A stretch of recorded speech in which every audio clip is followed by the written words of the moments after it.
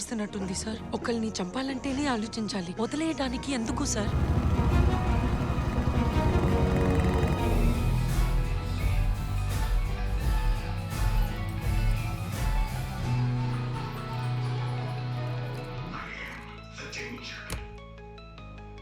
బండి వెనక ఒక బాడీ ఉంది కదా, దానికి డ్రెస్ మార్చేసి ఇక్కడ పాతేద్దాం సార్. ఎవరు కనిపట్లేరు సార్.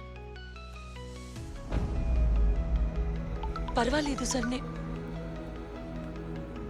దేవా, నీ నుండి నేను ఏ రెస్పాన్స్ ఎక్స్పెక్ట్ చేయట్లేదు. నీ ఎదురుగా ఉన్నోడిని చంపే నాకు హెల్ప్ చేసి పెడితే నీకు హెల్ప్ చేస్తా. ఆలోచించద్దు సార్. సార్, తన పిల్లల దగ్గరికి వెళ్తాడు సార్. అది